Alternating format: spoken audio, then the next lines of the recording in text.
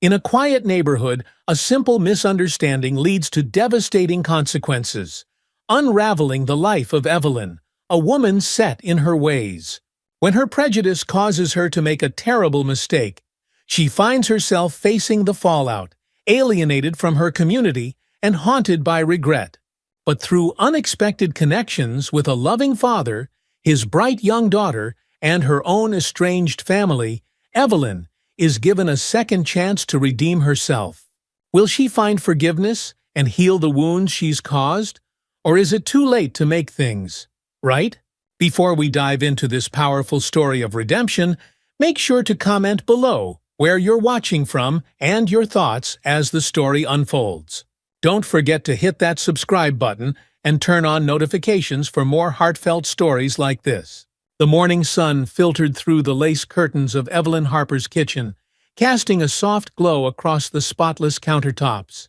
Every surface gleamed with a polish that spoke to Evelyn's relentless dedication to cleanliness. She took pride in her home, an old-fashioned two-story with white shutters and a garden that was the envy of the neighborhood. The roses were in full bloom, their scent wafting through the open window as she carefully sipped her tea. Evelyn, now 68, had lived in this house for over 40 years. It had been the home where she raised her daughter, Sarah, alongside her late husband, Harold. Those days felt like another lifetime, a time when her life was filled with family dinners, school plays, and the simple joys of motherhood. But Harold had passed away 5 years ago, leaving a void in her heart that no amount of meticulous housekeeping could fill. Sarah, her only child, had moved away long before that, building a life in a distant state, visiting only on holidays, if at all. Their relationship had strained after Harold's death. Evelyn couldn't pinpoint when the distance between them had grown, but now it felt like they were worlds apart, and each call was shorter than the last. After Harold's passing, the loneliness settled in. Evelyn's days became an endless loop of routine, waking early, tending to the garden, polishing the furniture, and taking her daily walks through the quiet suburban streets of Crescent Oaks, the neighborhood she had called home for decades. There was something comforting in the routine, something that gave her life structure when everything else felt out of control. She finished her tea, wiped down the already clean counter, and grabbed her sun hat and gloves, preparing for her morning walk. As she stepped outside, the warm air greeted her, and the faint hum of lawnmowers and birdsong filled the air. This was her world, a place of quiet order and predictability. Every house in Crescent Oaks had a manicured lawn, trimmed hedges, and freshly painted fences. It was a community that prided itself on appearances, on everything being just right. As Evelyn walked down the street, she took note of the minor changes in the neighborhood. Mrs. Johnson's rose bushes had finally bloomed, and the bright red petals stood in sharp contrast to the neatly trimmed green hedges. The Petersons had fixed the loose shutter on their front porch about time, Evelyn thought to herself. That loose shutter had been an eyesore for months. She passed by the Browns' house, where a for sale sign had stood for the past few weeks. Evelyn had wondered who might move in next. The Browns had been good neighbors, quiet, respectful, and they kept their lawn impeccable. Whoever took their place would have big shoes to fill. Evelyn's morning walks were more than just exercise. They were her way of keeping tabs on the world around her. She liked knowing that everything in Crescent Oaks was in order. It gave her a sense of control, especially when her personal life felt so out of reach. As she rounded the corner to the small park at the center of the neighborhood, Evelyn let out a soft sigh. The park had always been a place of solace for her. It was where she and Harold used to sit on the bench and watch Sarah play on the swings, back when life was simpler. Evelyn found her favorite bench worn, but still sturdy, and sat down. From here, she could see the entire playground. The swings were empty, but the gentle breeze made them sway. She closed her eyes for a moment, listening to the quiet sounds of the morning, and allowed herself to remember those happier times with Harold and Sarah. But the memories were fleeting, chased away by the ever-present ache of loneliness that seemed to have taken permanent residence in her heart. As she opened her eyes and sipped from the thermos of coffee she always brought with her, she noticed something different in the distance, a moving truck parked in front of the Browns' old house. Evelyn's sharp eyes squinted as she watched two men unload furniture onto the lawn. New neighbors. She leaned forward slightly, curious about who would be moving into the house that had been so familiar to her for years. Her curiosity grew when she saw a tall black man step out of the truck, followed by a young girl with light blonde hair. The man, dressed casually in jeans and a t-shirt, was laughing as he lifted a box, while the girl, no older than 6 or 7, skipped around him, clearly excited. Evelyn felt a slight tension in her chest as she watched the pair. They didn't look like the kind of family she was used to seeing in Crescent Oaks, where most of the residents were older, white, and quiet. The man seemed friendly enough, laughing as the girl danced around him, but Evelyn's mind raced with questions. Why didn't the little girl look like him? Were they really family? There was something about the scene that didn't sit right with her, though she couldn't quite put her finger on why. Her gaze lingered on them as they moved boxes inside the house. As Evelyn continued to observe, her mind flickered back to stories she had heard on the news. Stories about things going wrong in seemingly safe neighborhoods, about strangers who didn't belong. The world had changed so much since her youth, and not always for the better, she thought. Even in this quiet suburb, she found herself worrying about how things were evolving. Shaking off the thoughts, Evelyn stood up, dusted off her pants, and resumed her walk. But as she made her way back home, the image of the man and the little girl stayed with her, stirring a quiet unease she couldn't quite explain. The next day, Evelyn found herself lingering by her front window, watching as the new neighbors continued to unpack. The man was out on the front lawn, now setting up a small grill while the little girl played with a pink ball near the porch. Evelyn's thoughts from the day before still lingered in her mind, gnawing at her like an itch she couldn't scratch. She thought about how things had always been a certain way in Crescent Oaks, and how the arrival of these new neighbors disrupted the picture-perfect image of her community. It wasn't that Evelyn had anything against new people moving in, but this was different. She had never seen an interracial family in this neighborhood before. The more she watched them, the more unsettled she became. As the afternoon wore on, Evelyn noticed the man and the little girl heading to the park, the same park where Evelyn spent her mornings. She decided to go for her walk a bit earlier than usual, curiosity tugging her out the door. When she arrived at the park, she saw the man pushing the little girl on the swings. The child's laughter echoed through the air, a bright and infectious sound that should have brought Evelyn some comfort. But instead, it only fueled her sense of unease. She sat on her usual bench, clutching her thermos, watching the pair closely. There was something about the scene that didn't sit right with her.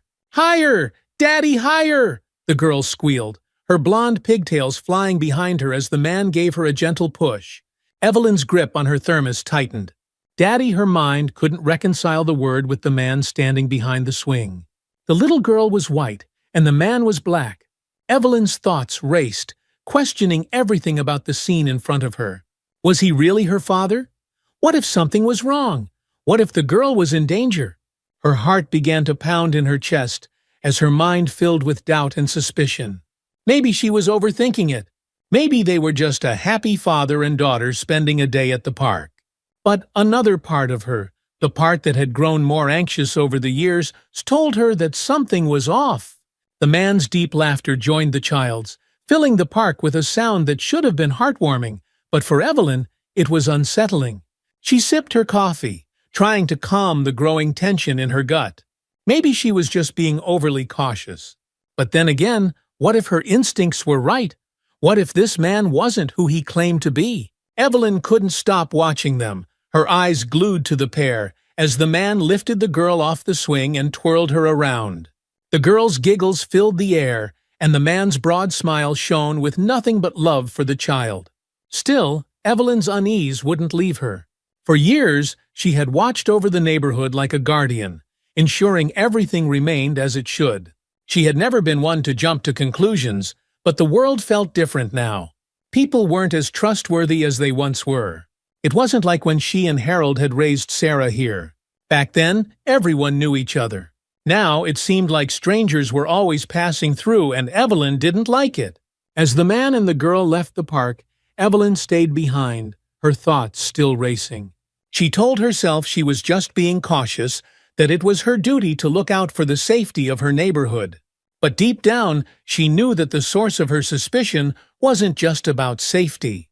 It was about fear, the fear of change, of the unknown, of a world that had moved on without her. That night, as she sat in her living room, the house felt quieter than usual. The memories of Harold and Sarah filled the empty spaces, but they were distant now, like faded photographs that had lost their vibrancy.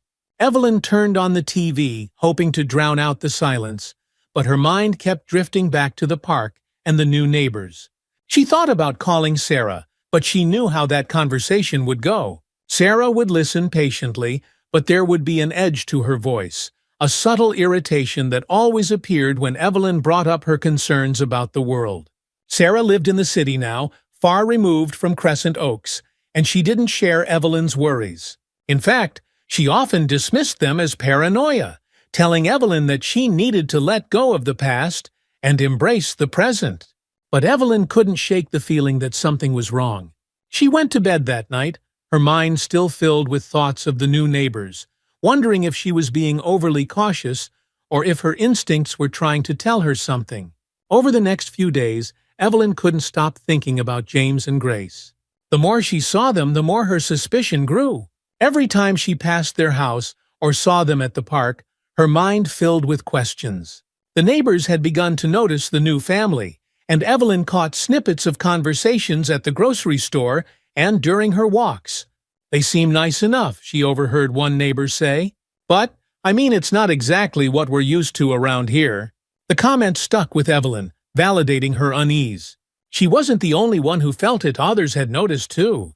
But while her neighbors seemed willing to give James and Grace the benefit of the doubt, Evelyn couldn't shake the feeling that something was off.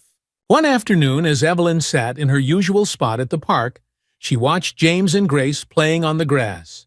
James was lying on his back, and Grace was climbing all over him, giggling uncontrollably. Evelyn watched them closely, her eyes narrowing as she tried to make sense of what she was seeing. What if he wasn't really her father?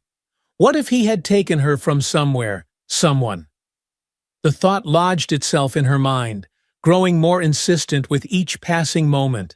It seemed absurd, but Evelyn's anxiety fed on the unknown, turning her suspicions into something far darker.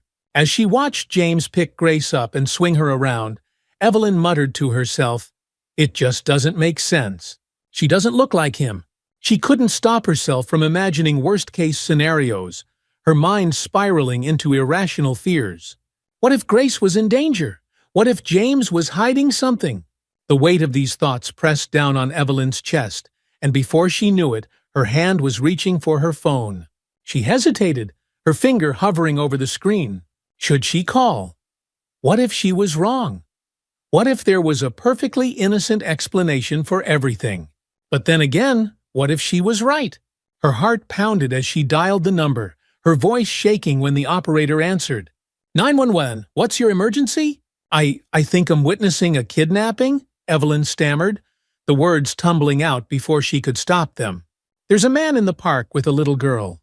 She doesn't look like she belongs to him. As she gave the operator a description of James and Grace, Evelyn's mind raced with a mix of guilt and fear. Had she done the right thing? Was she overreacting? But now that the call had been made, there was no turning back. The minutes ticked by like hours as Evelyn sat on the bench, her eyes glued to James and Grace, who were still playing, completely unaware of what was about to unfold. The distant sound of sirens filled the air, growing louder with each passing second. Evelyn's breath caught in her throat as she saw the police car turn into the park, its lights flashing. Her stomach churned with a sickening mix of dread and righteousness. She had done what she thought was right, hadn't she? Surely, the police would sort everything out. But as the officers approached James and Grace, Evelyn's doubts began to grow. "Sir, step away from the child," one officer shouted, his voice authoritative and firm. James looked up, confusion etched across his face. "What's going on?" he asked, instinctively pulling Grace closer. The officers moved in quickly, separating James from Grace and pushing him to the ground. Grace's high-pitched scream pierced the air as she watched her father being handcuffed. "Daddy," she cried, her small voice trembling with fear. Evelyn's heart sank as she watched the scene unfold. The police weren't listening to James, who was pleading with them to explain what was happening. Grace, sobbing uncontrollably, tried to run to her father, but an officer held her back. "What are you doing to my daddy?" Grace screamed, her voice rising above the commotion. Evelyn watched in horror as the realization began to dawn on her. Had she made a terrible mistake? The scene playing out in front of her was not the rescue she had imagined. Was a nightmare. The officers, after a moment of hesitation, exchanged glances. They realized something was wrong, but the damage had already been done. Grace broke free from the officer's grasp and ran to her father, throwing herself onto his back. "Daddy, please," she sobbed. The park fell silent as the truth became painfully clear to everyone. James wasn't a kidnapper. He was Grace's father, her loving, doting father. Evelyn felt the blood drain from her face as the weight of her mistake crashed over her. "Oh no," she whispered, her hand flying to her mouth. "What have I done?" The police lights had long since disappeared, but the chaos of the incident still lingered in the air. Evelyn stood frozen on the park bench, watching James pick up Grace in his arms. The little girl clung to him, her sobs slowly subsiding into quiet sniffles as he whispered soothing words into her ear. Evelyn could see the tension in his face, the disbelief and hurt etched deeply into his features. The crowd that had gathered during the commotion was still there, murmuring quietly among themselves. Neighbors, many of whom had known Evelyn for years, threw her confused glances. A few whispered to each other, their eyes darting between her and James. For the first time in decades, Evelyn felt exposed, vulnerable. The park, which had always been her refuge, now felt hostile and foreign. James held Grace tightly, his hand gently stroking her blonde hair as he tried to calm her down. He hadn't even looked in Evelyn's direction since the police left. And why would he? She had been the one to set this whole thing in motion, the one who had wrongly called the authorities on him for simply playing with his daughter. The officers had apologized profusely once they realized the mistake, but their words had fallen flat. The damage had been done, and everyone at the park had witnessed it. Evelyn could still hear the sobs of little Grace ringing in her ears. As James began walking back toward his house, holding Grace close, Evelyn felt a pang of guilt so sharp it nearly took her breath away. She wanted to say something, to call out to him, to explain herself, but the words stuck in her throat. How could she explain something so ugly? How could she tell him that it had been her fear and prejudice that had led to this moment? Evelyn stumbled back home, her legs shaky with each step. When she reached her house, she hurried inside, closing the door behind her, as if that could somehow keep the guilt at bay. But it didn't. It followed her, clinging to her like a heavy, suffocating blanket. The familiar surroundings of her living room brought her no comfort. The neatly arranged cushions on the couch, the polished coffee table, the family photographs on the mantel, they all seemed to mock her now. This was her world, orderly and controlled. But in trying to protect that world, she had shattered someone else's. Evelyn sat in her favorite armchair, staring at the phone on the side table. She could call someone Sarah, perhaps, but she knew what her daughter would say. Sarah had warned her time and time again that the world wasn't as dangerous as Evelyn believed, that people weren't to be judged by appearances. But Evelyn had never listened. Now, as she sat alone in her too-quiet house, she wished she had. For days after the incident, the neighborhood seemed to shift around her. Crescent Oaks had always been a place of polite smiles and friendly waves, but now those smiles felt strained, and the waves were fewer and farther between. Evelyn could feel the change whenever she left her house. Her unsexurished morning walks, where she would exchange pleasantries with the neighbors and take pride in the well-kept lawns, were now filled with awkward silences and averted gazes. At the grocery store, she overheard hushed conversations as she walked down the aisles. Two women were talking near the produce section, their voices low but still audible enough for Evelyn to catch the gist of their conversation. "Did you hear about what happened at the park?" one of them whispered. "Oh, you mean Evelyn Harper? I heard she called the police on that poor man."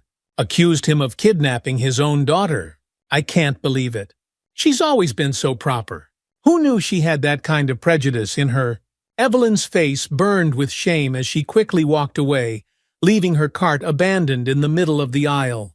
The whispers followed her wherever she went, at the post office, the corner bakery, even at church. People didn't say it to her face, but she could feel their judgment. And worse, she couldn't escape her own. Her world, once so tidy and controlled, was unraveling. The routines that had brought her comfort now felt hollow. Her days stretched out before her, long and lonely, with no one to share her thoughts or fears. Sarah hadn't called in weeks, and Evelyn knew why. News of the incident had probably reached her, and Evelyn wasn't sure she could face the disappointment in her daughter's voice. As the days dragged on, Evelyn's guilt deepened. She found herself peeking out of her window more often than she cared to admit, watching James and Grace from a distance. They still went to the park every day, though now Grace held her father's hand a little tighter, and James seemed more watchful of the people around them.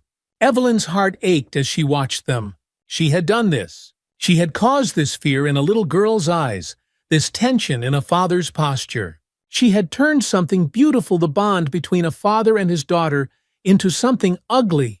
One afternoon, as she sat by the window, Evelyn spotted a car pulling up in front of James' house. A woman with dark hair and a hurried expression stepped out, her face etched with worry. Evelyn's stomach tightened as she watched her rush toward the front door. Was this Grace's mother? She hadn't considered the possibility of what this incident might have done to their family. The woman Grace's mother, Evelyn assumed, disappeared into the house, and for a moment, everything was still. But then, Evelyn heard voices, raised in anger, from inside the house. She couldn't make out the words, but the tone was unmistakable. This woman was furious, and Evelyn didn't need to hear the specifics to know why. She had seen that anger before, felt it directed at her by people she had wronged in the past. But this was different. This was a consequence of her actions that went far beyond what she had anticipated. As Evelyn turned away from the window, she felt the weight of her guilt pressing down on her, heavier than ever. She had disrupted this family's life in a way that couldn't be undone with a simple apology. But what could she do? What could she say to make this right? The days continued to blur together, each one filled with the same oppressive silence. Evelyn's house, once her sanctuary, now felt like a prison. She had no one to talk to, no one who would understand the depth of her regret. The phone remained silent, and the few times it rang, it was only for telemarketers or robocalls, nothing of substance, nothing from anyone who mattered. One night, as she lay in bed staring at the ceiling, Evelyn's thoughts turned dark. She had always prided herself on being a good person, on doing what was right, on protecting her neighborhood. But now she couldn't help but wonder if all those years of trying to maintain control had made her blind to what really mattered. What had her life become? Was this who she was, a bitter, lonely old woman whose fear had caused harm to an innocent family? The tears came slowly at first, then all at once spilling over as Evelyn wept in the darkness. She had never felt more alone, more lost. The guilt was suffocating, but so was the fear of what would happen next. Could she ever make amends? Would James ever forgive her? And even if he did, could she forgive herself? The answer, Evelyn realized, was going to come easily. But one thing was clear: if she didn't try, she would never find peace again. Evelyn awoke the next morning with swollen eyes and a heavy heart.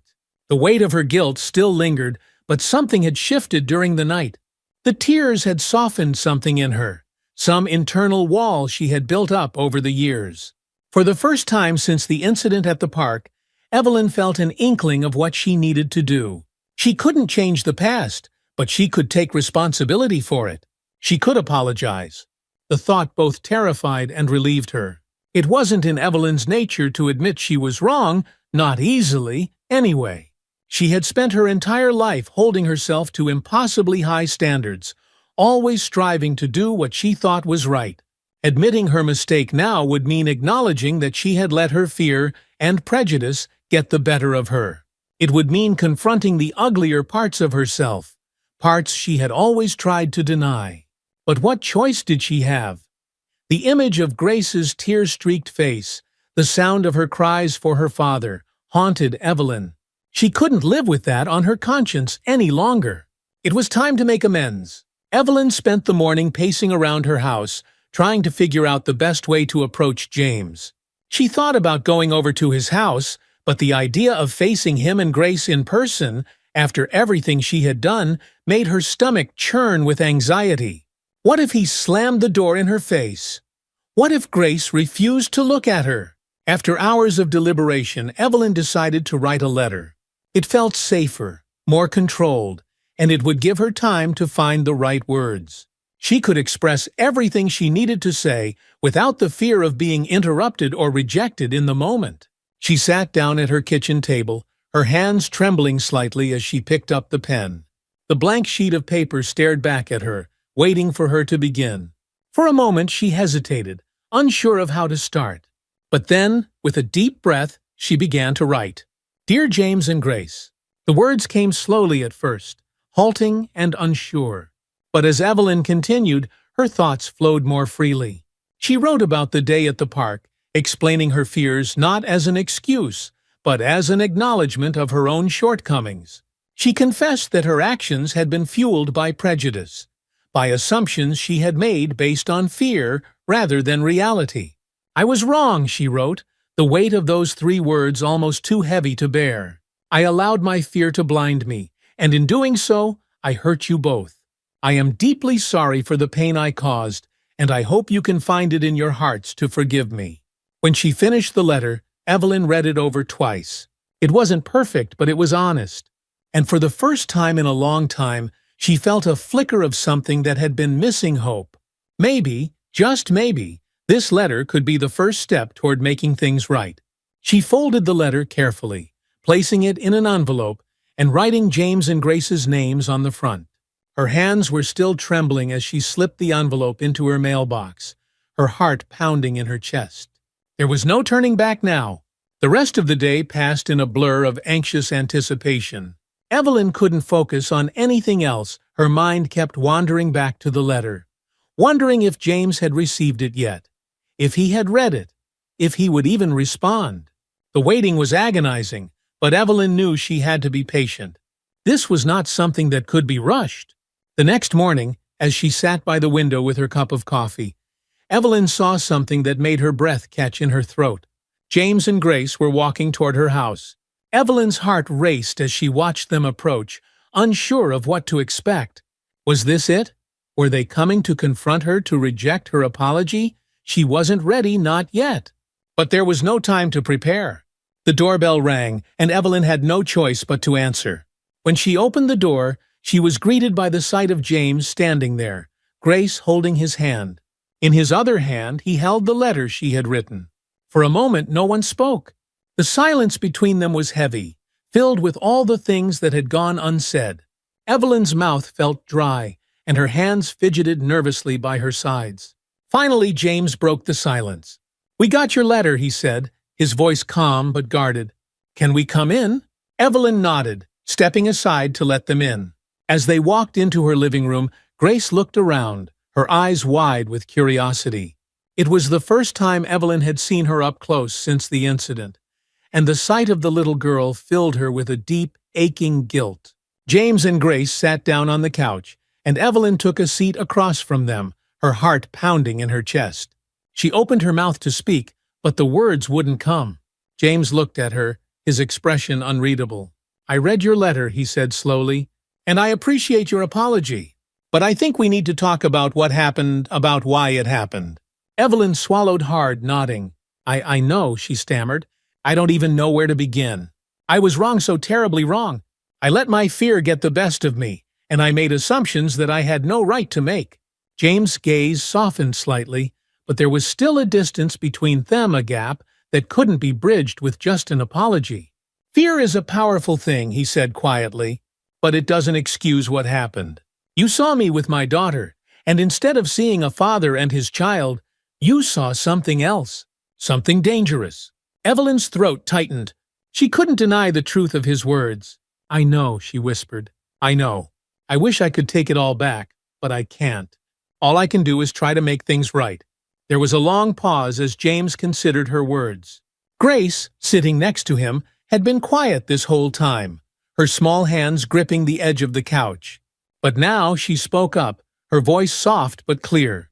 "Are you sorry for hurting my daddy?" she asked, her innocent eyes searching Evelyn's face.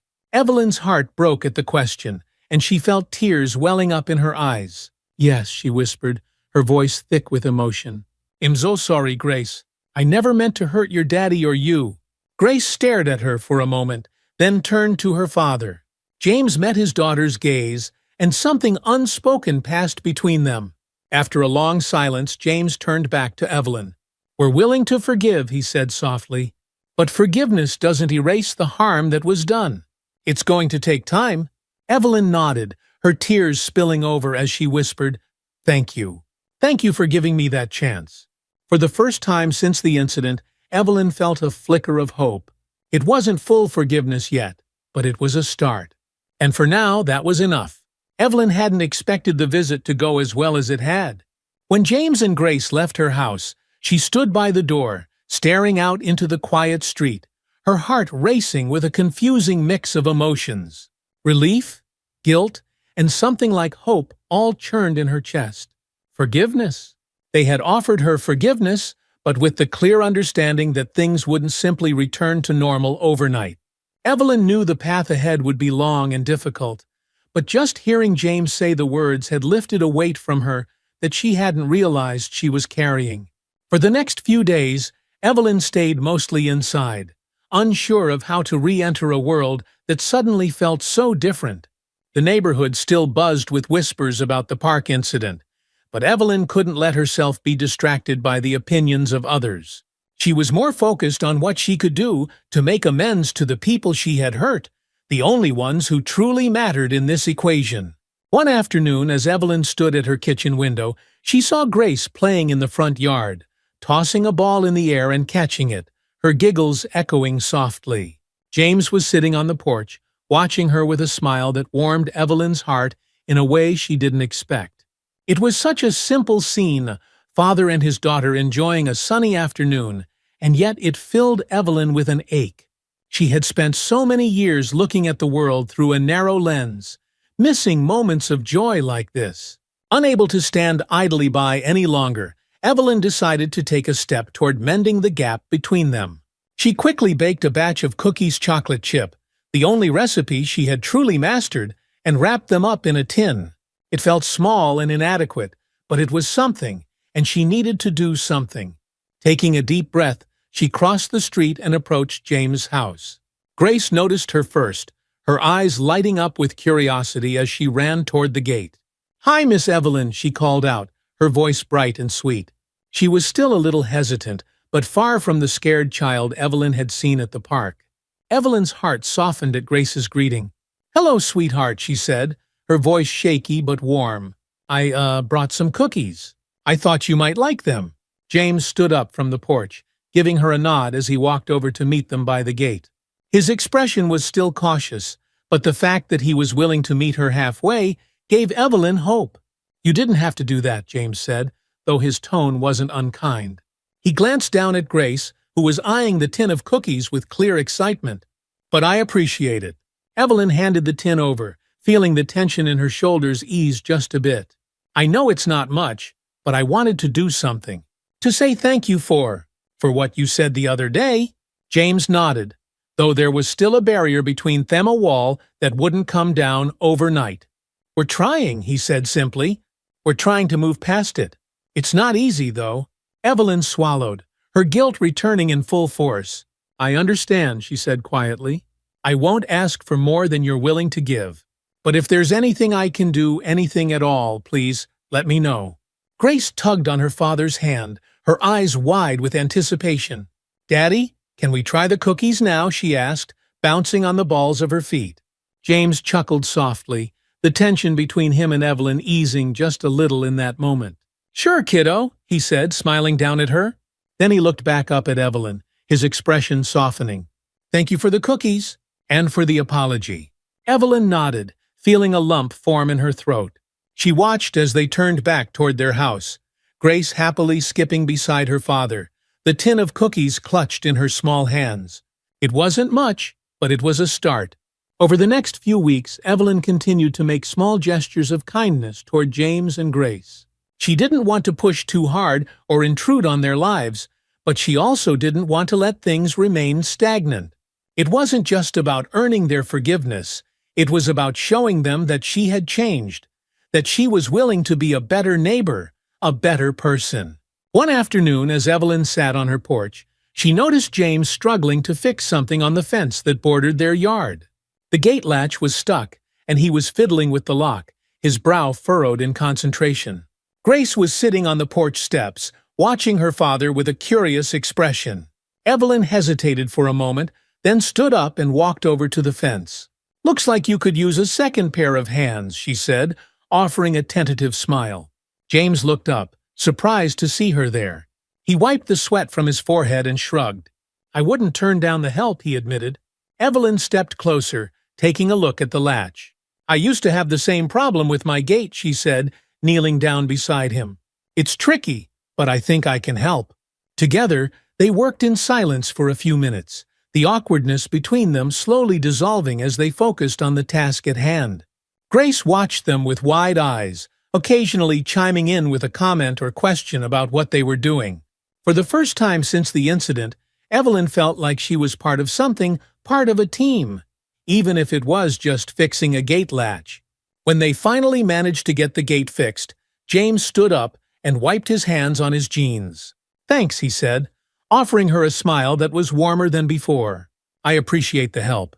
Evelyn smiled back, feeling a small sense of accomplishment. "Anytime," she said softly. "I'm happy to help."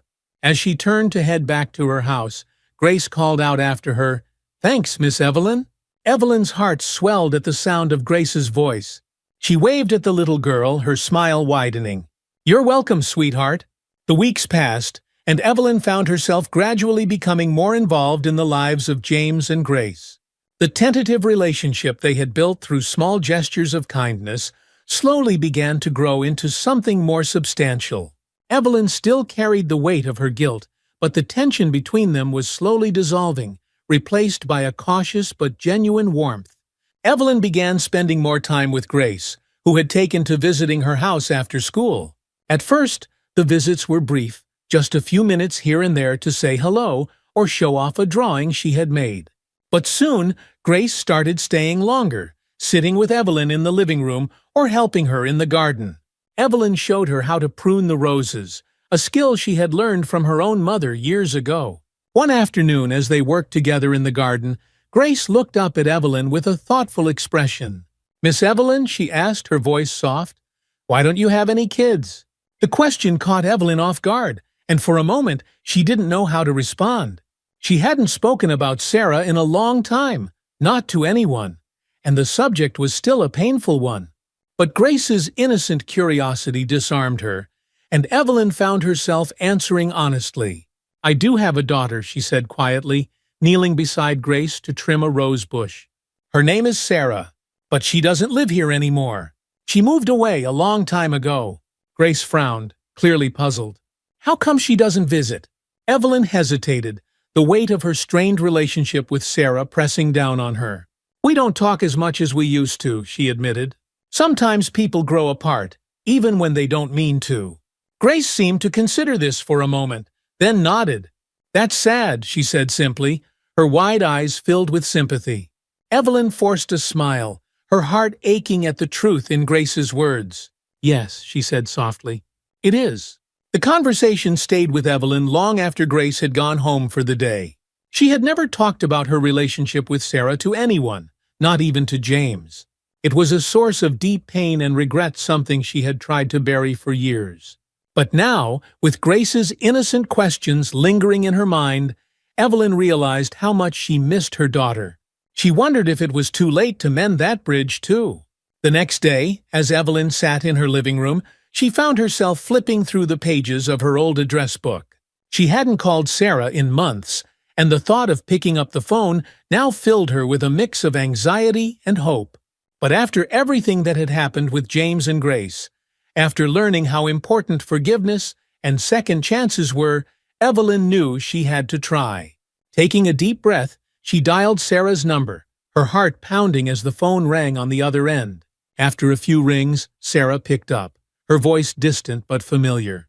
Mom Sarah's tone was surprised. "Is everything okay?" Evelyn hesitated, unsure of how to begin. "Hi, Sarah," she said quietly. I wanted to call to see how you were doing." There was a long pause on the other end of the line, and Evelyn could almost hear the hesitation in her daughter's voice. "I'm fine," Sarah said slowly.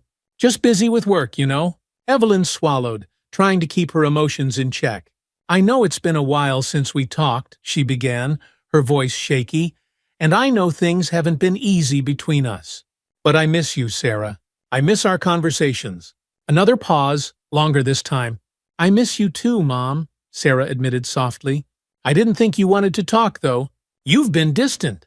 Evelyn's throat tightened. She hadn't realized how much her own grief and bitterness had pushed Sarah away. "I'm sorry," she whispered. "I know I haven't been the easiest person to talk to, but I want to change that. I want us to be closer again."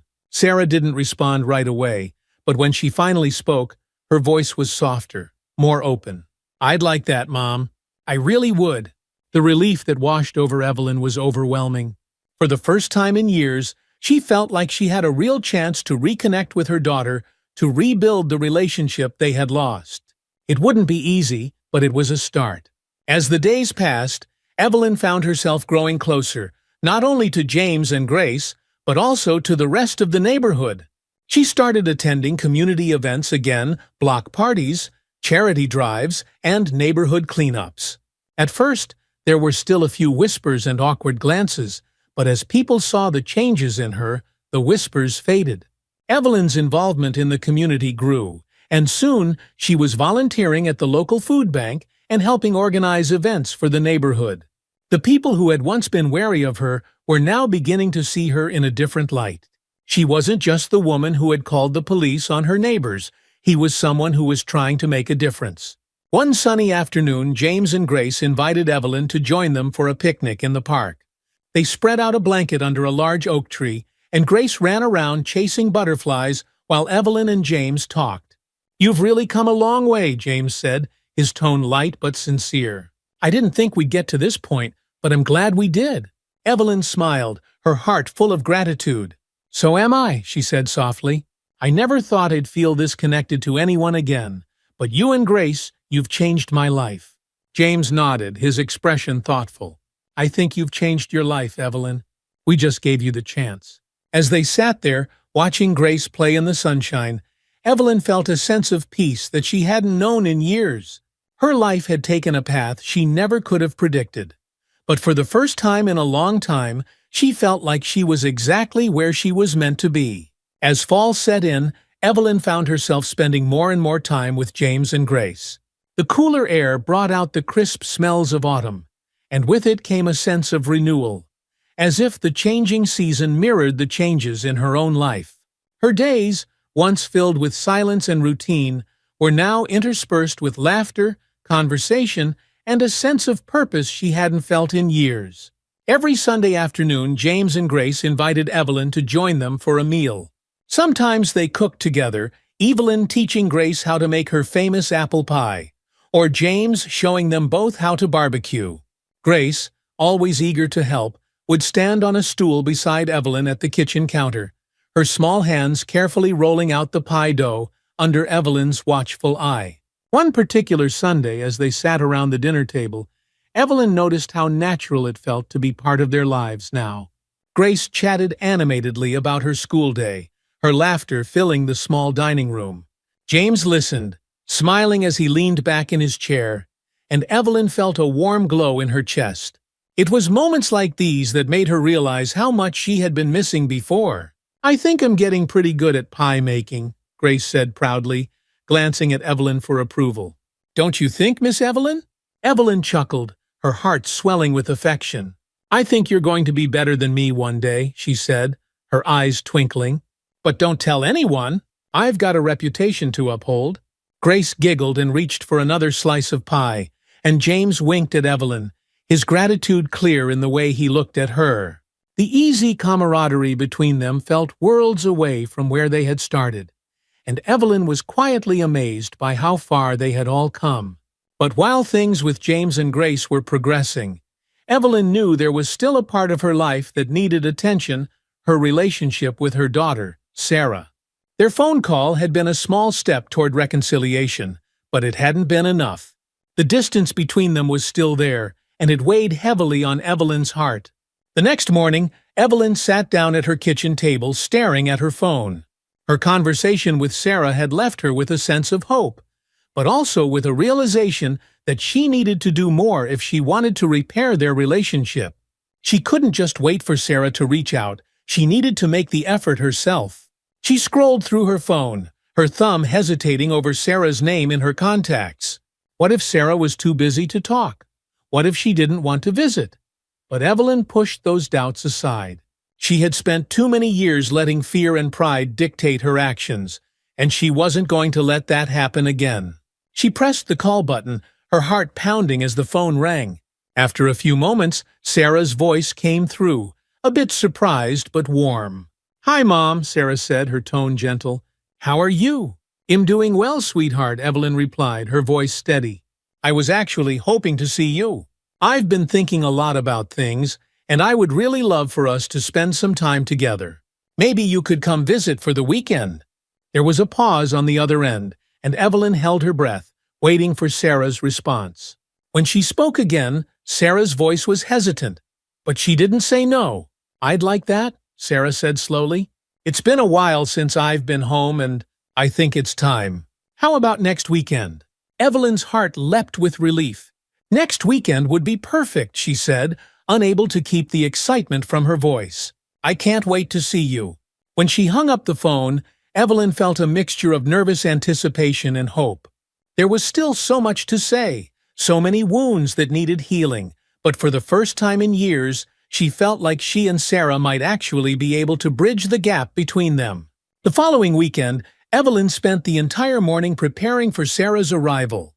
She cleaned the house from top to bottom, made sure the guest room was just right, and even baked Sarah's favorite lemon bars, a treat she hadn't made in years. The anticipation filled her with both excitement and anxiety. She wanted everything to be perfect, but more than that, she wanted to show Sarah how much she had changed. When the doorbell finally rang, Evelyn took a deep breath before answering. There, standing on the porch with a small suitcase in hand, was Sarah. Her daughter's face held a mixture of emotions: surprise, hesitation, and something like relief. It had been so long since they had last stood face to face, and for a moment neither of them spoke. "Mom," Sarah said, her voice soft but warm. "It's good to see you." Evelyn smiled, her eyes misting over. "It's good to see you too, sweetheart. Come in, come in." They embraced briefly, a little stiff at first, but as they sat down in the living room, the conversation began to flow more easily. Evelyn asked about Sarah's job, about her friends, about all the things she had missed out on during their years of estrangement. And to Evelyn's surprise, Sarah opened up, telling her about the challenges she had faced at work, the pressures of city life, and the loneliness that sometimes crept in when she was far from home. As they talked, the distance between them seemed to shrink. Sarah had always been independent-driven, ambitious, but there was a vulnerability in her now, something that Evelyn hadn't seen before. It reminded her of the little girl who used to come to her for comfort, who would curl up beside her with a book and ask for stories before bed. Later that afternoon, as they sat down to tea and lemon bars, Sarah looked around the house, her eyes lingering on the familiar photos on the mantel pictures of her childhood, of her father, of family vacations long past. "I've missed this place," Sarah admitted, her voice soft. "I didn't think I would, but now that I'm here it feels like coming home." Evelyn smiled, her heart aching with both nostalgia and gratitude. "I've missed you, Sarah. I'm sorry for everything, for how distant I've been. After your father passed, I didn't know how to handle it. I pushed you away when I should have held on tighter." Sarah's eyes welled up with tears, and she reached across the table to take her mother's hand. "I know, Mom. And I'm sorry, too. I should have been here more, but I was angry and hurt. I didn't know how to deal with losing Dad either." They sat in silence for a moment, holding hands, the weight of the past few years hanging between them. But the air between them had shifted, the hurt and anger replaced by something softer, something more hopeful. "We can start over," Sarah said quietly. "We can try to rebuild." Evelyn nodded, her voice thick with emotion. "I'd like that, Sarah. I'd like that very much." For the rest of the weekend, the tension between them continued to ease. They spent time in the garden, reminiscing about the old days, and Evelyn showed Sarah some of the new things she had planted, flowers and vegetables she had started growing with Grace's help. Evelyn even told Sarah about James and Grace, about the park incident and how it had changed her. "I was wrong, Sarah," Evelyn said, her voice heavy with regret. "I let my fear and prejudice get the best of me, and I hurt people who didn't deserve it. But James and Grace, they forgave me. They gave me a second chance, and I'm trying to be a better person because of it." Sarah listened quietly, her expression thoughtful. "It sounds like you've been through a lot," she said gently. "But I'm proud of you, Mom. It takes a lot of courage to admit when you're wrong and to make things right." Evelyn smiled, her heart swelling with pride and gratitude. "I'm still learning," she said softly, "but I'm trying, and I hope I can make things right with you too." Sarah nodded, her eyes filled with warmth. "Well, get there, Mom, one step at a time." As the weekend drew to a close, Sarah packed up her things, but this time the goodbye didn't feel so final. They hugged at the door, a real hug this time, and Sarah promised to come back soon. "I'm going to hold you to that," Evelyn teased, though her voice was filled with affection. Sarah smiled. "I won't let it be so long this time, I promise." When Sarah left, Evelyn felt a sense of peace she hadn't known in years. The path to healing wasn't over, not with Sarah, not with James and Grace, but it had begun. And for the first time she felt truly hopeful about the future. The annual Crescent Oaks Neighborhood Block Party was approaching, and this year Evelyn found herself feeling excited rather than apprehensive. In the past, these events had felt like obligations moments where she had to put on a facade of politeness and engage in surface-level conversations with neighbors she didn't know well. But this year was different. This year she had connections, real, meaningful connections. James had suggested they all go to the block party together. And when the day arrived, Evelyn felt a flutter of nervousness. It would be the first time she had really engaged with the whole neighborhood since the incident at the park, and she wasn't sure how people would react to her. The whispers had died down, but she knew that some people still remembered. Still, she was determined not to let her fear hold her back. She had worked too hard to build something new, and she wasn't going to retreat into isolation again. When they arrived at the park, the atmosphere was festive. Tables were set up with food and drinks. Kids were running around playing games, and music played from a speaker near the picnic area. It was the kind of event Evelyn used to enjoy with Harold, back when they were younger, back when the neighborhood had felt like a place of community rather than judgment. James, Grace, and Evelyn found a spot at one of the picnic tables, and almost immediately people started coming over to say hello. Some were friendly, others more reserved, but overall, the reception was warmer than Evelyn had expected. It seemed that time, and her recent efforts to engage with the community, had helped to soften the lingering tensions. As the afternoon wore on, Evelyn found herself laughing and chatting with neighbors, feeling more at ease than she had in years. Grace ran off to play with the other kids, her laughter echoing through the park, and James relaxed beside her, enjoying the company. At one point, as Evelyn was helping to serve lemonade at one of the refreshment stands, she noticed Mrs. Reynolds, one of the more vocal members of the neighborhood, approaching. Evelyn braced herself, unsure of what to expect.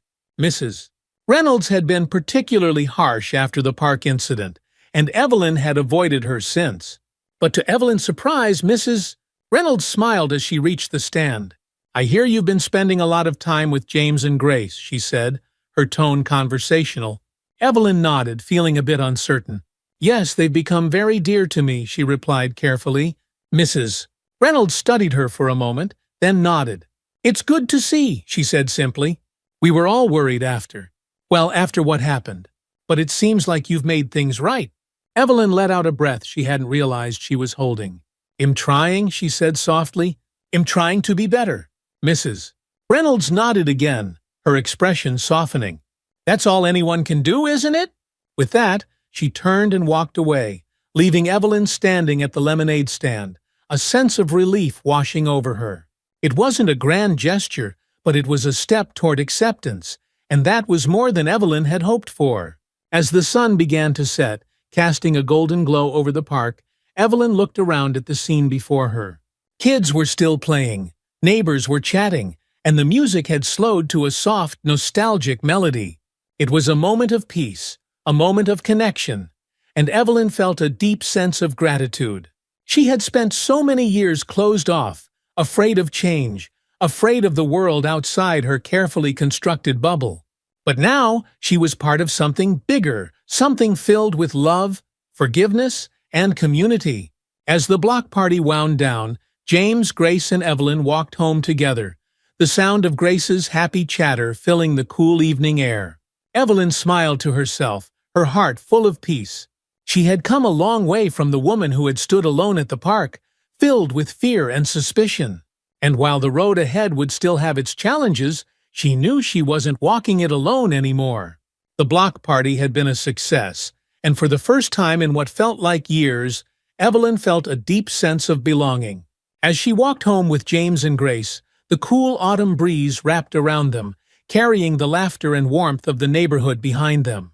Grace skipped ahead, her blonde curls bouncing as she hummed a tune to herself, while Evelyn and James walked in comfortable silence. It was hard to believe that only a few months ago, Evelyn's world had been so small, so closed off. She thought back to how she had once stood on the sidelines, watching others live their lives while she clung to her routines. But now everything felt different.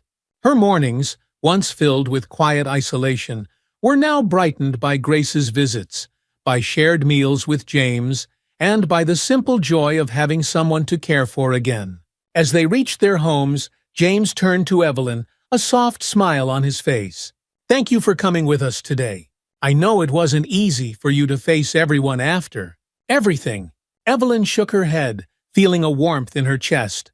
"It was actually easier than I thought it would be. Everyone was kind, and, well, I think I'm starting to understand that people can forgive, even if it takes time." James nodded, his expression thoughtful. "That's true. People can forgive, but more importantly, they can see when someone is trying to change. And you've been trying, Evelyn. We all see that." The sincerity in his voice touched her deeply, and for a moment, Evelyn found herself at a loss for words.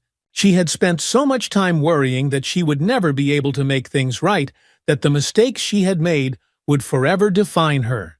But now, standing beside her neighbors, her friends, she felt a glimmer of something she hadn't felt in years' hope. "Thank you," Evelyn said, her voice thick with emotion. "I'm just grateful you gave me the chance to prove that I could be better. I don't know what I'd do without you and Grace." James smiled again, a little softer this time. "We're the lucky ones, Evelyn. You've brought something special into our lives, too." With that, they parted ways, and Evelyn made her way inside, the warmth of the evening still clinging to her. Her house, once a lonely and quiet place, now felt more like a home again. She turned on the light in the living room and glanced at the family photos on the mantel pictures of Sarah as a child, of Harold smiling with his arm around her, of all the happy moments she had once taken for granted. But instead of feeling the familiar pang of loss that those memories used to bring, Evelyn felt a sense of peace. Yes, there had been pain, and yes, she had made mistakes. But she was still here. She still had time to make things right, to live the life she wanted, to reconnect with the people she loved. As she sat down in her favorite armchair, she thought about Sarah. Their relationship was still fragile, still in the early stages of repair, but the block party had given her a new perspective. If she could mend things with James and Grace, she could earn their forgiveness. Then maybe she could do the same with her daughter. With that thought in mind, Evelyn picked up the phone and dialed Sarah's number. Her heart pounded as the phone rang, but when Sarah's voice came through the line, it was filled with warmth. "Mom," Sarah said, sounding genuinely happy to hear from her. "How are you?" "I'm doing well, sweetheart," Evelyn replied, her voice soft but steady. I was just thinking about you and wanted to see if you'd like to come over for dinner one night this week. I could cook us something special, and we could catch up." There was a pause on the other end, but it wasn't the uncomfortable silence that used to hang between them. Instead, it felt like the quiet before something hopeful. "I'd love that," Sarah said finally. "How about Thursday? I'll leave work a little early and come over." Evelyn smiled, her heart swelling with joy. "Thursday sounds perfect. I'll make your favorite." They chatted for a few more minutes, talking about nothing in particular, but the conversation felt light and easy. When they hung up, Evelyn felt a sense of relief.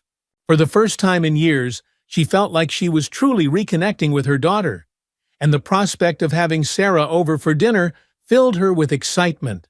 The rest of the week passed quickly, and when Thursday arrived, Evelyn found herself busily preparing the house for Sarah's visit.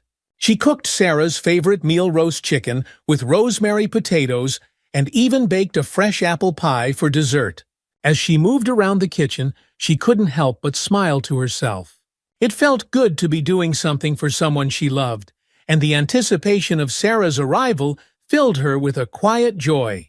When the doorbell rang, Evelyn wiped her hands on her apron and hurried to answer. Sarah stood on the porch, smiling, a bottle of wine in hand. "I brought this for dinner," Sarah said, stepping inside and giving her mother a quick hug. Evelyn's heart fluttered with happiness. "Thank you, sweetheart. It's so good to see you." They settled into the kitchen, and as they sat down to eat, the conversation flowed easily between them. Sarah talked about her job, her friends, and the city, and Evelyn listened with rapt attention, laughing at Sarah's stories and offering advice when needed. For the first time in a long time, it felt like they were really connecting.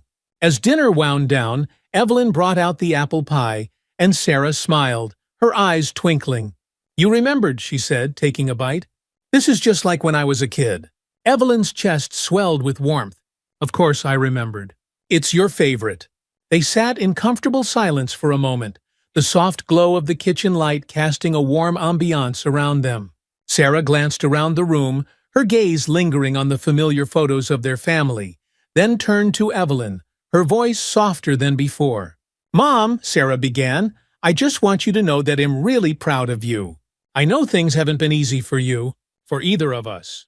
But I can see that you're trying, and it means a lot to me." Evelyn's eyes filled with tears, and she reached across the table to take Sarah's hand. "Thank you, sweetheart," she whispered. "I'm trying. I'm really trying." Sarah squeezed her hand gently, and for the first time in years, Evelyn felt like they were on the path to healing. The next few weeks passed in a blur of warmth and connection. Sarah visited more often, sometimes bringing over friends or just stopping by after work to have tea with Evelyn. Their relationship, once so fractured, was slowly healing, and with each visit, Evelyn felt more and more like the mother she had once been.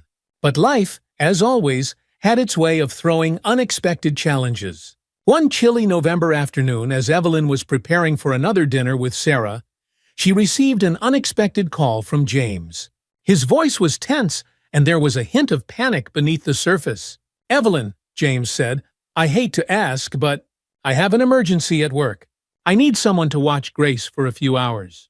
Could you?"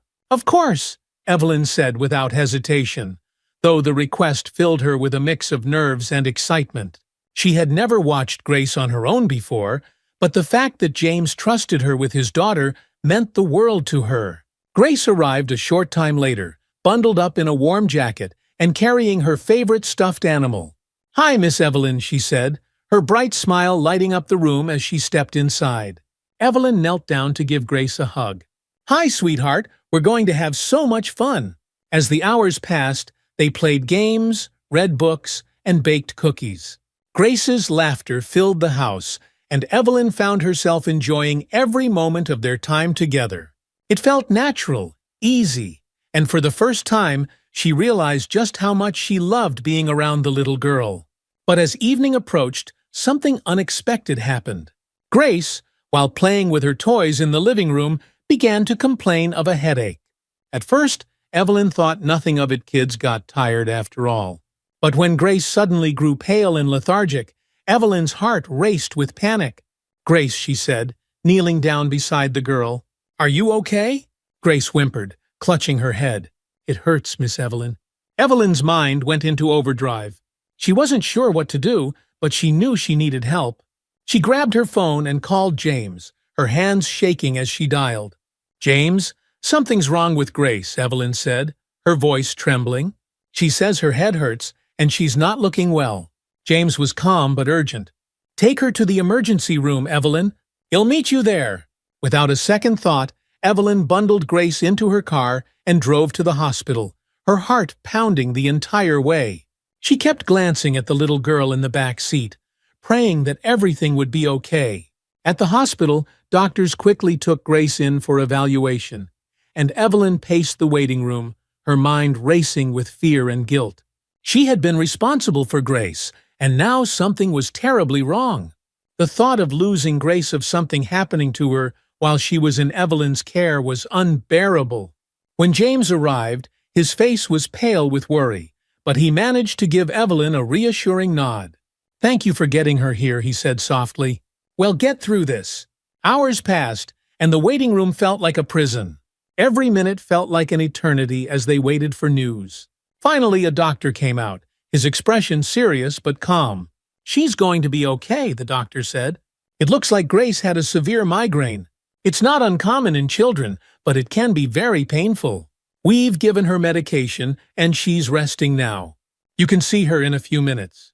The relief that flooded through Evelyn was overwhelming, and she felt tears streaming down her cheeks as she let out a shaky breath.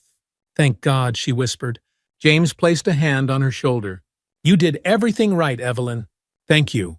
The following morning, after Grace had been discharged and taken home, James invited Evelyn over for breakfast. Grace, still a little groggy but in good spirits, hugged Evelyn tightly when she saw her. "Thank you for taking care of me, Miss Evelyn," Grace said softly. "You made me feel safe." Evelyn's heart swelled with love and gratitude. "He'll always be here for you, sweetheart," she said, her voice thick with emotion. As they sat down to eat, Evelyn realized just how much her life had changed in the past few months. She had gone from being a lonely, isolated woman to someone who was part of a family that loved and trusted her. The fear and prejudice that had once clouded her heart were gone, replaced by love, connection, and a deep sense of belonging. And as she looked around the table at James and Grace, she knew that she had finally found her place in the world. The journey hadn't been easy, but it had been worth every step. Winter arrived in Crescent Oaks, and with it came a sense of renewal. Snow covered the rooftops and the front lawns, and the holiday season brought with it a warmth that Evelyn hadn't felt in years. One snowy afternoon, Evelyn sat by the window, knitting a scarf for Grace, who had recently discovered a love for sledding. She glanced outside, where James and Grace were building a snowman in the front yard.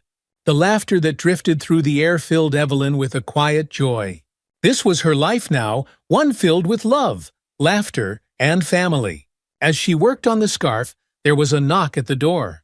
Evelyn opened it to find Sarah standing there, her cheeks pink from the cold and a smile on her face.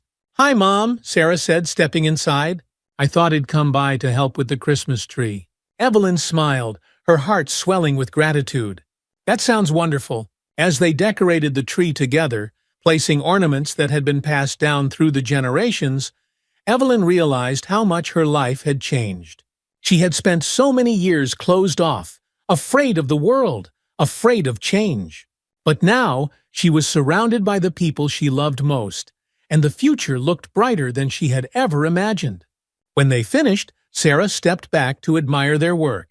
The tree twinkled with lights, and the room was filled with warmth. "Looks perfect," Sarah said, smiling at her mother. Evelyn nodded, her eyes misting over with emotion.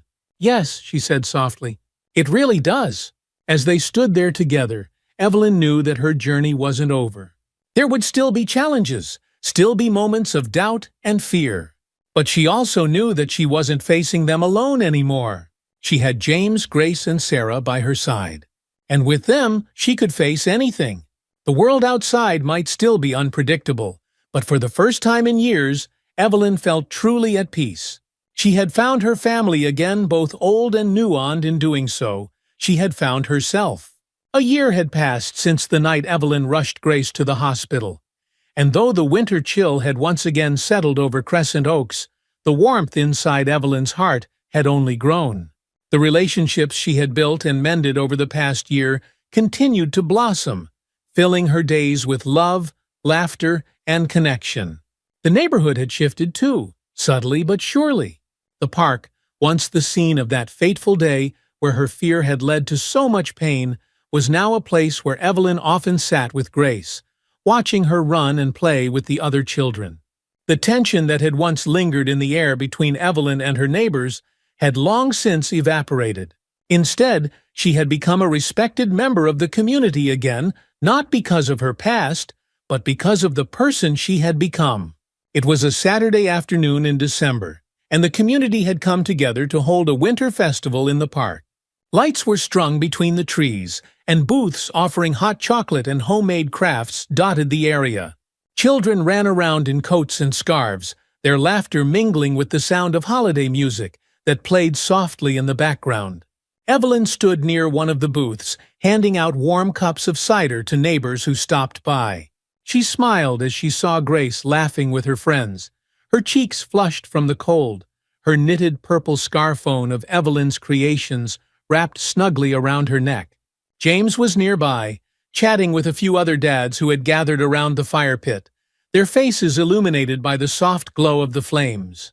As Evelyn handed out another cup of cider, she caught sight of Sarah, who had just arrived. Her daughter's eyes scanned the crowd before they landed on Evelyn, and a warm smile spread across her face. It had taken time, but the distance between them had finally closed. The visits that had once felt awkward and rare were now frequent and full of laughter, just like old times. Sarah had even begun talking about moving closer to Crescent Oaks, much to Evelyn's delight.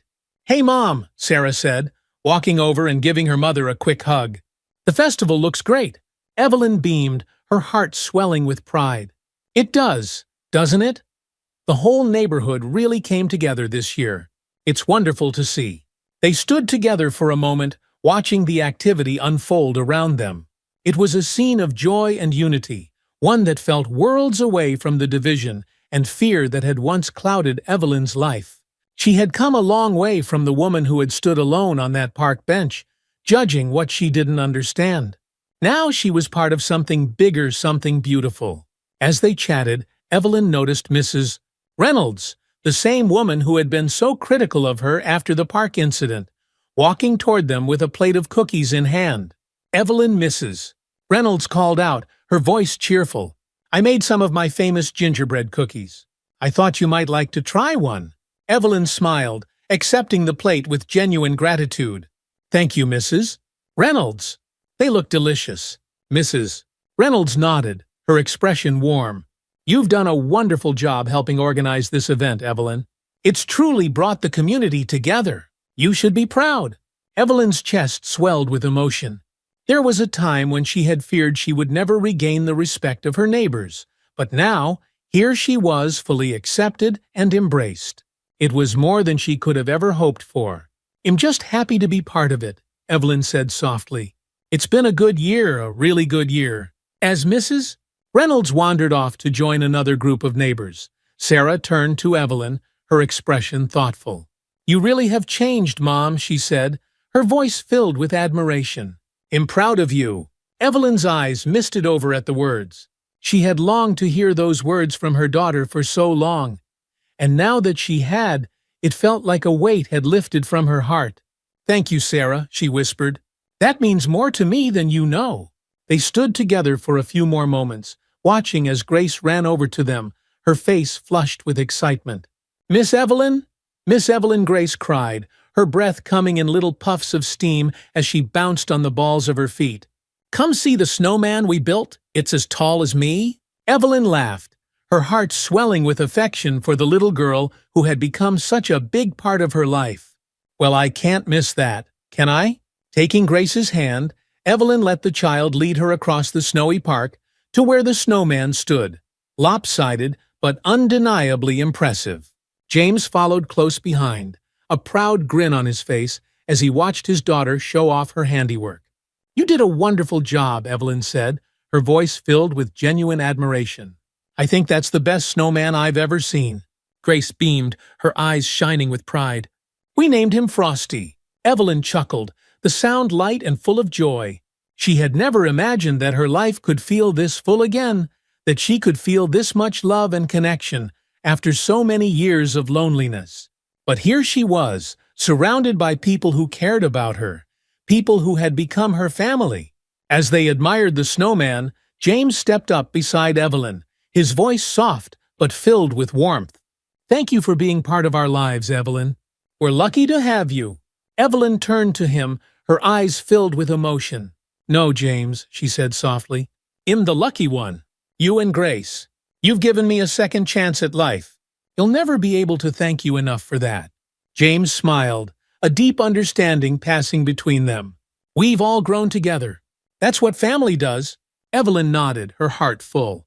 She had spent so many years keeping the world at arm's length, afraid to let people in, afraid to change. But now, standing here in the middle of the snowy park, surrounded by the people she loved, she realized that change had been the best thing that had ever happened to her. As the evening wore on, the festival continued, with neighbors gathering around the fire pit, sharing stories and enjoying each other's company. Evelyn sat on a bench beside Sarah, watching as Grace and the other children played in the snow. The firelight flickered in the distance, casting a warm glow over the entire scene. It was a picture of peace, of community, of love, and Evelyn had never felt more at home. Later that night, as Evelyn returned to her house, she stood by the window watching the snow fall gently outside. The lights from the festival still twinkled in the distance, and the sound of laughter and joy seemed to echo through the quiet streets of Crescent Oaks. She had come a long way since that fateful day in the park since, the moment when her fear and prejudice had nearly destroyed everything. But through love, forgiveness, and a willingness to change, she had found her way back. Not only to her community but to herself. She had reconnected with her daughter, built a bond with James and Grace that felt like family, and had found a new purpose in life. And through it all, she had learned one simple but powerful truth. It was never too late to change, to grow, to love. Evelyn smiled to herself, her heart full of peace. She had been given a second chance, and this time she wasn't going to waste it. If this story of redemption, love, and second chances touched your heart, be sure to like the video and subscribe to our channel for more stories that inspire, uplift, and remind us of the power of change. Don't forget to hit the notification bell so you never miss a new video. And if you have your own story of transformation or forgiveness, feel free to share it in the comments. We'd love to hear from you. Derek wasn't done. One late afternoon, as Edith sat in her garden, pruning the last of the roses before the cooler weather set in, she saw something that made her blood run cold. Derek's car had pulled into the driveway next door.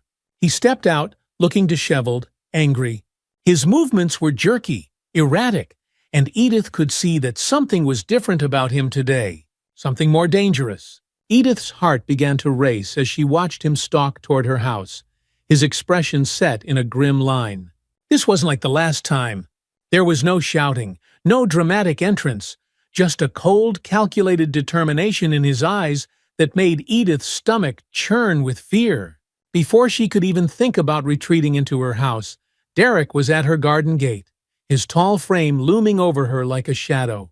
"You think you've won?" Derek's voice was low, almost a growl, as he stepped closer, his fists clenched at his sides. "You think you can take them away from me, and I'm just going to let it go?" Edith's breath caught in her throat, but she refused to back down. She had come too far to let him intimidate her now. She straightened her spine, meeting his gaze with steady resolve. "They're not yours to control anymore, Derek," she said, her voice firm but calm. "Rachel and the girls are free from you. You can't hurt them anymore." Derek's eyes narrowed, and for a brief moment Edith thought he might lash out. But instead, he took a step closer, his voice dropping to a dangerous whisper. "You don't know what you've done, Edith. You've crossed a line." Edith's heart pounded in her chest, but she kept her voice steady. "The only line that's been crossed is yours, Derek. You hurt those girls. You hurt Rachel. And now you're trying to hurt me. But it's over? The police know what you've done. They're watching you. We're all watching you. Derek's jaw clenched, his eyes flashing with anger. You think I care about the police? You think I care about your little neighborhood watch? None of that's going to stop me. Edith's fear deepened, but she knew she couldn't let him see it. She had to stand her ground. You're wrong, Derek. You're not invincible. You can't bully people into submission forever. Just as Derek's hand twitched toward her, there was a shout from across the street. Hey, leave her alone! Edith turned to see Bill, her neighbor from across the street, standing on his front porch, a phone in his hand, his face filled with anger. Behind him, other neighbors had begun to step out of their houses, their eyes fixed on Derek. You heard her, Bill shouted again, holding up his phone. The police are on their way, Derek. You've lost. Derek's eyes darted around, realizing for the first time that the entire street was watching him. His bravado faltered, his shoulders tensing as he took in the growing crowd of neighbors, all standing together in a show of solidarity. For a moment, it seemed like Derek might lash out, might do something reckless. But then slowly, the fight drained out of him. His fists unclenched, his shoulders slumped, and with one last look at Edith filled with hatred and resentment, he turned and stormed back to his car. The street was silent as Derek sped away, his tires screeching against the pavement. Edith's breath came in shallow gasps, her heart still racing from the confrontation. She stood there for a moment, frozen, until Bill crossed the street and stood beside her. You okay, Edith? He asked, his voice filled with concern. Edith nodded, though her legs still felt shaky. I'm okay, she whispered, her voice thick with emotion. Thanks to all of you. Bill smiled warmly, giving her a reassuring nod. We're not going to let him hurt you, Edith. Not now, not ever. Edith's eyes filled with tears, but they weren't tears of fear, they were tears of gratitude. She had been afraid for so long, but now, standing here with her neighbors by her side, she felt a renewed sense of strength. She wasn't alone. In the days following the final confrontation with Derek, the neighborhood watch remained vigilant, but the sense of fear that had once gripped Cedar Street began to dissipate. Derek hadn't returned, and Edith had received word from the police that he was being closely monitored. They had issued a restraining order, preventing Derek from coming within a certain distance of Edith's home or the shelter where Rachel and the girls were staying. It wasn't a perfect solution, but it was enough to give Edith peace of mind for now. Rachel called regularly, checking in to see how Edith was doing and updating her on their progress. The shelter had helped her find legal representation, and she was working towards securing full custody of the girls and filing for divorce from Derek. It was a long, difficult road, but Rachel was determined to keep moving forward. The girls are adjusting, Rachel said during one phone call, her voice sounding stronger, more confident. They're starting to sleep better, and we're getting used to our new routine. It's still hard sometimes, but I feel like we're finally free. Edith smiled, her heart swelling with pride for Rachel. She had come so far, and though there were still challenges ahead, Edith knew that Rachel had the strength to face them. I'm so proud of you, Edith said softly. You're doing such a good job, Rachel. You and the girls are going to be just fine. Rachel hesitated for a moment, then her voice softened. We couldn't have done it without you, Edith. You saved us. I'll never be able to thank you enough for everything you've done.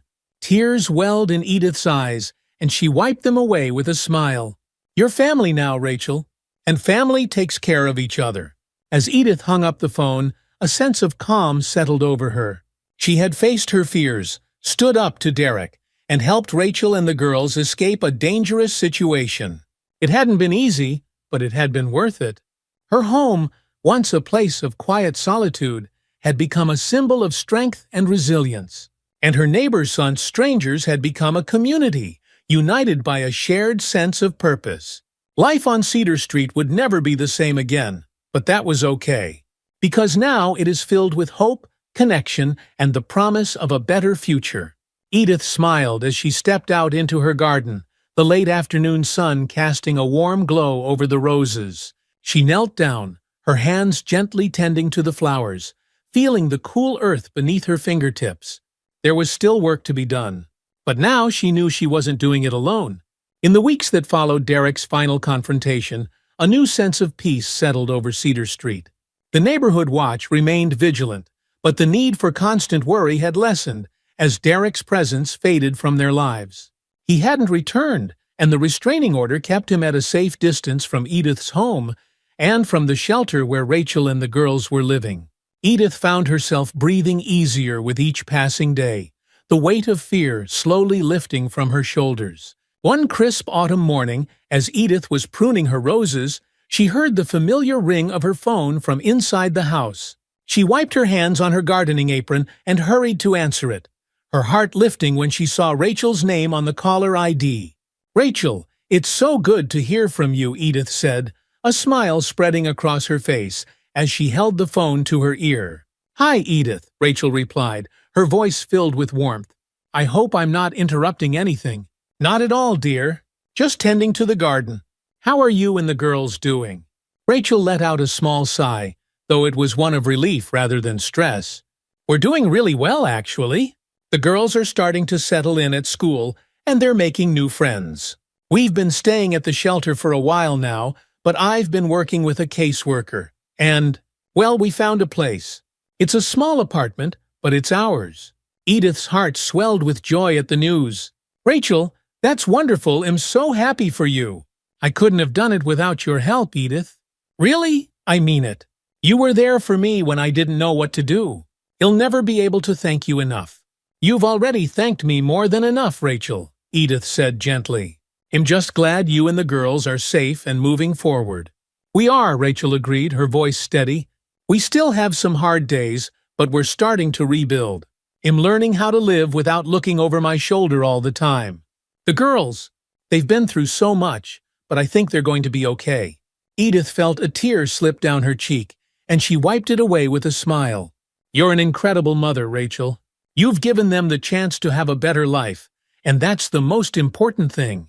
"Thank you," Rachel whispered, her voice filled with emotion. "I wanted to ask, would you like to come visit us when we're settled into the apartment? The girls miss you, and I'd love for you to see our new place." "I'd love that," Edith replied without hesitation. "I can't wait to see how far you've come." After they said their goodbyes, Edith stood in the quiet of her kitchen, a deep sense of pride and peace settling over her. She had been part of something important, helping Rachel and her daughters escape a dangerous situation and start a new life. Knowing that they were safe and thriving gave Edith a sense of fulfillment she hadn't felt in a long time. But Edith also knew that healing wasn't just for Rachel and the girls. She, too, had been deeply affected by everything that had happened. For so long, Edith had lived in a world of solitude, wrapped in the memories of her past life with Richard. But now she realized that she had the power to create new connections, to make a difference in the lives of others. Her small, quiet world had expanded in ways she never could have predicted. A few weeks later, Edith stood in front of the door to Rachel's new apartment, her heart racing with anticipation. She held a basket filled with homemade cookies and a small potted plant, a housewarming gift for Rachel and the girls. As she knocked on the door, she couldn't help but feel a sense of excitement and pride.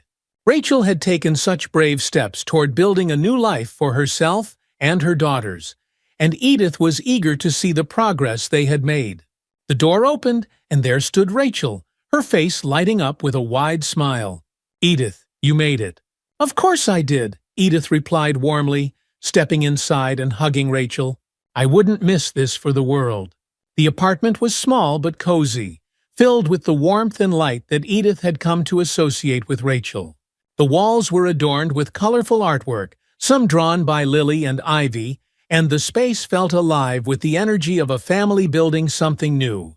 Edith smiled as she took it all in, her heart swelling with pride for Rachel's resilience. "Look who's here!" Rachel called out. And moments later, Lily and Ivy came bounding into the room, their faces bright with excitement. "Grandma Edith!" they exclaimed in unison, rushing toward her and wrapping their arms around her. Edith laughed, bending down to hug the girls. "Oh, my dears, it's so good to see you." "We missed you," Ivy said, her voice small but filled with warmth. "Can you stay for dinner?" "I wouldn't dream of leaving before dinner," Edith replied, her heart swelling with affection for the girls. As they settled into the living room, Rachel brought out a pot of tea, and the four of them spent the afternoon catching up, laughing, and sharing stories.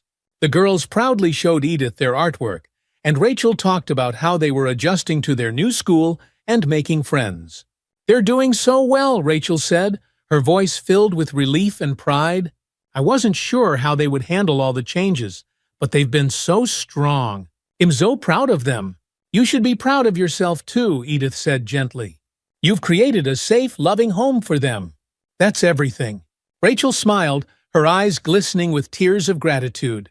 "I still can't believe we made it. There were times when I thought we'd never get out, but now we have a chance at a real life." As the afternoon turned into evening, the conversation grew deeper, and Edith and Rachel found themselves reflecting on everything that had happened over the past few months. There had been so much pain, fear, and uncertainty, but now there was also hope. They had made it through the storm, and now they were standing on the other side, ready to rebuild their lives. "I never thought I'd feel free," Rachel admitted quietly, her voice heavy with emotion. "But now I wake up every morning knowing that I'm safe, that my girls are safe. And that's everything."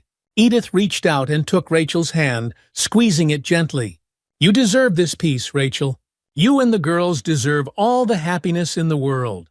Rachel nodded, her eyes filled with gratitude. "And you deserve it too, Edith. You've been through so much yourself. You've given us a new start, and I hope you know how much that means to me." Edith smiled, her heart full. "We've given each other a new start." Later that evening, after dinner, and one last round of hugs from Lily and Ivy, Edith said her goodbyes and made her way back to her own home. As she walked down the quiet street, she felt a deep sense of contentment. Life had changed in ways she never could have predicted, but it was better now, richer, fuller, and filled with new connections. Rachel and the girls had become like family to her, and Edith knew that their bond would only grow stronger as they continued to support one another in the days ahead. As the autumn leaves began to fall and the air turned crisp, Edith found herself spending more time in her garden, reflecting on the past few months. So much had changed, not just for Rachel and the girls, but for Edith as well. Her life, once quiet and isolated, had been transformed by the relationships she had built and the strength she had discovered within herself. But with that transformation came a deeper understanding of the weight she had been carrying for so long: grief, the loneliness, the sense of being left behind. Richard's death had left a hole in Edith's life, one that she had tried to fill with routine and solitude. But now, with Rachel and the girls in her life, Edith realized that she didn't have to carry that weight alone anymore. One afternoon, as Edith sat in the garden with a cup of tea, she found herself thinking about Richard. She missed him every day, missed his laugh, his warmth, the way he had always made her feel safe and loved. But for the first time in a long time, Edith felt a sense of peace when she thought of him, peace in knowing that he would have been proud of her for everything she had done to help Rachel and the girls. As she sipped her tea, Edith decided it was time to visit Richard's grave. She hadn't been in a while, and she felt a strong pull to go to tell him about everything that had happened, about the new life she had found after all these years. The next day, Edith drove to the cemetery where Richard was buried. The drive was quiet, the fall colors painting the landscape in shades of gold and red. When she arrived, Edith made her way to Richard's headstone, a small smile on her face as she placed a bouquet of fresh roses at his grave. "Hello, love," she said softly, her voice filled with affection. "It's been a while, but I've been busy. I have so much to tell you." For the next hour, Edith sat by Richard's grave, telling him about Rachel, about the girls, about everything that had happened since they had moved into the neighborhood. She talked about how she had found new strength within herself, how she had made new friends, and how she had learned that it was never too late to make a difference in someone's life. "I think you'd be proud of me," she whispered, her voice thick with emotion. "I know I've still got a lot of life left to live, and I'm going to make the most of it. I'll carry your love with me, always." As Edith stood to leave, she felt a deep sense of peace settle over her. She knew that Richard was still with her, in spirit, and that his love would continue to guide her in the days ahead. She wasn't alone. Not anymore. As the winter holidays approached, Cedar Street came alive with the warm glow of twinkling lights and the festive spirit of the season. Edith, who had once dreaded the long, lonely winter months, now found herself filled with a sense of anticipation and joy. The neighborhood had changed so much in the past few months, and Edith felt more connected to her community than ever before. Rachel and the girls had invited Edith to spend Christmas with them in their new apartment, and Edith had gladly accepted. It was a far cry from the quiet, solitary holidays she had spent in years past, and she was looking forward to celebrating with people she cared about. On Christmas Eve, Edith arrived at Rachel's apartment with a basket full of gifts and homemade treats. The girls greeted her at the door, their faces bright with excitement, and Edith couldn't help but laugh as they pulled her inside. "We've been waiting for you," Lily exclaimed, her eyes sparkling with joy. Mom made hot chocolate. Edith's heart swelled with affection as she followed the girls into the cozy living room where Rachel was waiting with a warm smile. The apartment was decorated with twinkling lights and a small Christmas tree, and the air was filled with the comforting scent of cinnamon and pine. "Welcome, Edith," Rachel said, hugging her tightly. "We're so glad you're here." "I wouldn't want to be anywhere else," Edith replied, her voice full of warmth. As they sat together by the fire, sipping hot chocolate and exchanging stories, Edith felt a deep sense of contentment.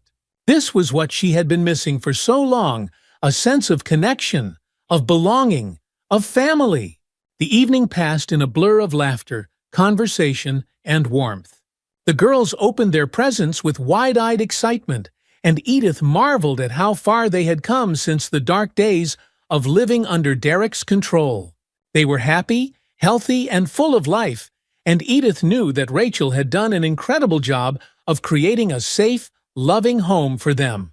Later that night, after the girls had gone to bed, Rachel and Edith sat together by the fire, reflecting on everything that had happened over the past year.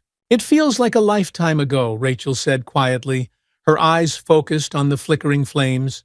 "Sometimes I still can't believe we made it out." "But we did." "You did," Edith corrected gently. "You found the strength to leave, and now you and the girls have a bright future ahead of you." Rachel smiled, her eyes glistening with gratitude. "I couldn't have done it without you, Edith. You were there when I needed someone the most, and I'll never forget that." Edith reached out and took Rachel's hand, squeezing it gently. "We've been there for each other, and we'll keep being there, no matter what comes next."